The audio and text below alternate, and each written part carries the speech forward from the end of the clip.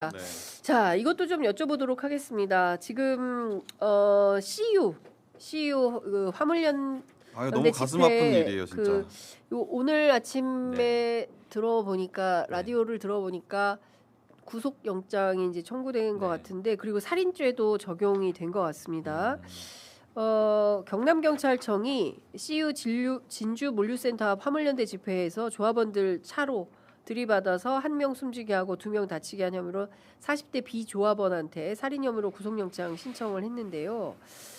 이 사건 자체를 좀 어떻게 봐야 되겠습니까? 원래 이게 노동 사건 많이 다루는 박근혜 이게 기자. 진짜 가슴 아픈 일이죠. 이게 뭐냐면 일단 사측 그 대체 인력 투입된 분이 살인 혐의가 적용됐잖아요. 이게 과실치사가 아니라 살인 혐의라고 하는 것은 고의가 있었다는 것을 어느 정도 인정한 거거든요. 그러니까 이 사람 사람이 앞에 사망자가 있는데 고인이 엑셀을 밟았다는 그러니까. 거죠. 죽을 수도 있다라는 걸 인지하면서도 엑셀을 밟았다 이 얘기거든요.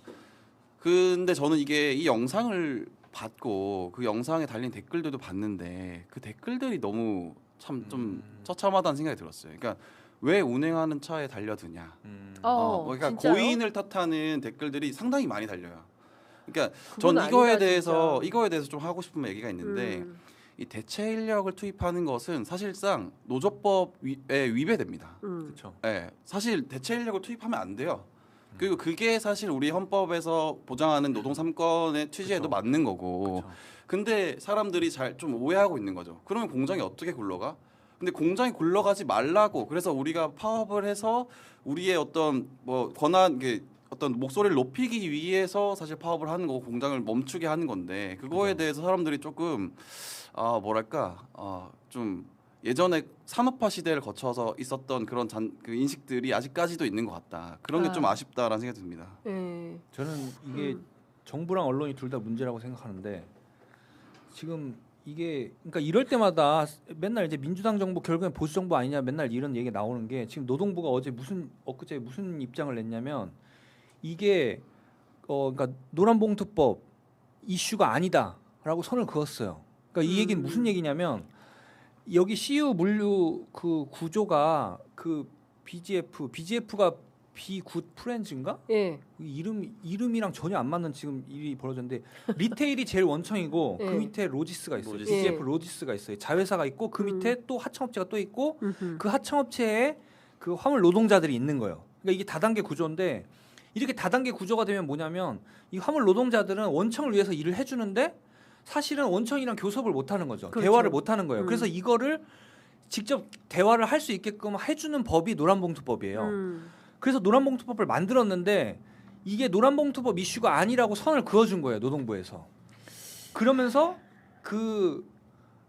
보수 언론에서 뭐라고 나오냐면, 노란봉투법 때문에 이게 뭐라 그래야 되나, 이 지금 죽음이 벌어진 거다. 그러니까 노란봉투법 자체가 문제다. 이렇게 나오는 거예요. 조선일보 사설이 노동자 사망, 네. 노동자 사망 사고까지 부른 노란봉투법 갈등, 뭐 이런 기사 지금 보면은 뭐 조선, 문화, 매일, 서울, 국민, 세계, 서울경제, 파이낸스 뉴스 전부 다 이렇게 쓰고 있네요.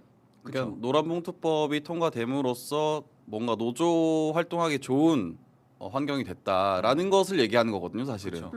근데 이거 문제의 발단을 보면은, 이게 지금 화물연대에서 지난 1월부터 7차례나 원청에 교섭을 요구했어요. 네. 근데 원청에서는 우리는 의무가 없다라고 하면서 계속 배척했거든요. 근데 그 사이에 노동부가 뭘 했냐는 거예요. 맞아요. 네, 그 사이에 사실 노동부가 노란봉투법이 통과됐고, 그래서 이제 개인 사업자들, 사실은 이제 법적으로는 개인 사업자니까 화물 노동자들이 특수고용 노동자는. 그렇죠. 특보죠. 하지만 이제 노동법의 취지를 봤을 때, 그러니까 노란봉투법의 취지를 봤을 때 이거 너네 교섭해야 된다라고 가르마를 타줬어야죠. 그죠? 노동부가 그거를 하지 못했던 것을 지금 와서 사실 면피하려고 하니까 이런 얘기가 나오는 거 아닌가라는 생각도 들고, 그리고 굉장히 관료주의적이라고 생각했던 건 뭐냐면, 김영우 장관이 현장 가가지고 이거 노조의 투쟁이라고 확실히 못 박았거든요. 네. 노조라고 인정을 한 거란 말이에요. 근데 이제 사실 그 같은 날 노동부에서는 이거는 사실 뭐 개인 사업자고 뭐 왜 자영업자고. 그렇게 나왔을까요? 장관이 그렇게 분명하게 딱 규정을 했는데, 노동부에서는 왜 또 그런 입장이 나왔을까 좀 납득하기가 어렵네요. 이제 저희가 관료들이 장관 말 안 듣는 거죠. 장관을 못 따라가는 거기도 하고 인식을. 관료들이 네. 장관의 취지를 거스르는 거죠. 거스르는 왜냐하면 거다. 법적으로 놓고 보면 아직 이 사람들이 노동자로 확실하게 100% 인정받은 게 아니라 이거죠. 네. 근데 사실 노란봉투법에 그러니까 취지를 존중을 해서 노동자성 가능성을 보고 예. 그리고 사실 노동자성 판결이 계속 나오고 있잖아요. 그러니까 이런 추세를 보고 이렇게 해석을 해줘야 되는데 보수 언론에서 해석하듯이 이 사람들은 그래도 심지어 기사에는 뭐 어떤 내용도 나오냐면 노동자성을 인정하는 판결이 나오지만 그래도 아직은 특수고용 노동자가- 노동자다. 그러니까 개인 사업자다. 말이야, 그렇기 때문에 뭐야. 그러니까 노동부도 그거를 염두에 두고 이런 해석을 내놓은 거죠. 야 이거는 있을 수 없는 일인데 저희가 이제 다음 주에 벌써 또 노동절입니다. 우리가 다시 찾은 네. 노동절인데 이번에는 공휴일이 된 노동절이죠. 그렇습니다. 맞아요. 그래서 근로자의 날이 아니라 노동절입니다. 네. 근로자의 날이 아니라 노동절이고요. 이 노동절을 앞두고 저희가 다음 주에 김용훈 장관 모셔서 말씀을 좀 들으려고 하는데 이게 진짜 심각한 문제가 되는 것 같습니다. 특수고용 노동자 이런 거를 제대로 맞아요. 해결을 해야 되는 거고 다 떠나서 산재 제로 그렇죠. 더 이상 일터에 갔다가 죽지 네. 않는 나라를 만들어야 된다라는 게 작년부터 이재명 대통령이 계속 맞아요. 주문했는데 현장에 있는 노동부 장관 얼마나 괴롭겠어요. 김용훈 맞아요. 장관은 직을 걸고 하라 그랬는데. 직을 걸고 하라고 해서 직을 걸고 하고 있는데 직을 걸게 생겼어요 지금. 저는 그 관료들이 아, 이 좀 안 좋게 노동가- 본다면 관료들이 그 장관을 좀 무시하는 거라고 봐요. 장관이 노동자 출신이잖아요. 그죠. 예. 그런 자기들은 노동자 아니에요? 법정 노동자 아니라는 거죠. 본인들은 자기들은 엘리트라 이거죠, 사실은. 행정직 공무원 노동자 아니에요? 예. 사실 맞죠. 네, 예. 언론인들도 다 노동자들 맞아요. 아닙니까? 맞습니다. 우리가 다 일해서 먹고 사는데 무슨 말도 안 되는 프레임인가 싶은 생각이 좀. 어제 저희 네. 미디오늘 동료 기자가 쓴 기사 하나만 예, 소개할게요. 예. 어제 데일리 안에서 찌라시를 보고선 이 화물 노동자 사망 이 국면에서 그러니까 화물연대의 그 차가 경찰을 쳤다. 경찰을 쳤다는 내용의 속보가 나왔었어요. 데일리 안에서. 데일리 안에서. 예. 근데 이 속보가 허위 찌라시를 가지고 낸 속보거든요. 아, 그래서 이제 저희 미디오늘에 이제 김예리 기자가 이거를 썼는데 예. 그러니까 노조 너네가 문제잖아. 너네도 문제잖아. 아니 취재도 안 하고 기사를 네. 쓴 거예요? 취재를 안 했어요. 근데 어머. 이걸 무려 사회부장이 썼거든요. 어머나 그래서 이제 저희 김예리 기자가 사회부장한테 전화를 했어요. 확인해야죠. 네. 예. 그랬더니 자기가 그 영상을 본 대로 쓴 거다. 응? 이거를 그러니까 허위 영상이 있는데 허위 영상이 돌아다니는데 그 영상을 보고 쓴 거다. 근데 이거를 취재를 해야 되는 거죠. 취재라는 거는 그 보이는 걸 쓰는 게 아니라 직접 현장에 가야죠. 당사자들한테 예, 확인을 확인도 해보거나 하고. 아니면은 경찰을 쳤다고 하면 경찰한테 물어봐야죠. 물어봐야 되잖아요. 예. 그래서 나중에 경찰이 이게 사실이 아니다라고 입장을 냈어요. 근데 여기서 경찰까지 입장을 낸 거죠. 네.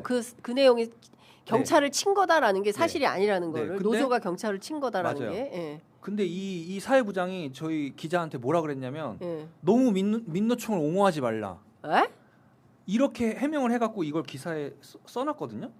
근데 저는 이게 이런 식으로 이거를 네 편 내 편을 갈라서 어떤 사실관계를 확인하거나 이 현상을 진실을 이렇게 뭔가 이렇게 추적해 나가는 과정을 보는 게 아니라 미디어 오늘이니까 민주노총 편이고 이런 식으로 나눠서 취재하는 기자한테까지 이렇게 하는데 이 현상이 보여주는 게 뭐라고 생각하냐면 예. 보수 언론이 지금 어떤 식으로 이 문제를 바라보는지가 사실 적나라하게 드러난 거예요. 그러니까 노조에 대해서 불리한 내용이 나오면 일단 쓰고 보는 거예요. 일단 원래 노조는 폭력적이다라는 네. 프레임을 깔고 가는 거죠, 사실. 사실관계 확인조차 제대로 안 하고 그냥 쓰는 거예요. 아니 근데 다 떠나서 그게 자체로 이제 프레임을 만드는 거죠. 그죠. 예. 근데 그게 사실이 그러니까 이거는 그 미디어 오늘의 이예리 기자, 예, 김예리 기자, 네. 김예리 기자가 물어보는 것은 사실을 묻는 거잖아요. 그쵸. 사실을 확인하고 기사를 작성한 맞아요. 거냐. 사실에 대한 확인 없이 기사를 쓰는 것은 그거는 언론이 아니거든요. 그렇죠. 근데 그런 행동을 범한 것에 대해서 확인하고자 전화를 했는데 거기에 대해서 네. 무슨 적반하장격으로 민주노총 편들지 말라라는 답이 돌아오는 것은 우문. 데일리하는 기사를 내렸어요.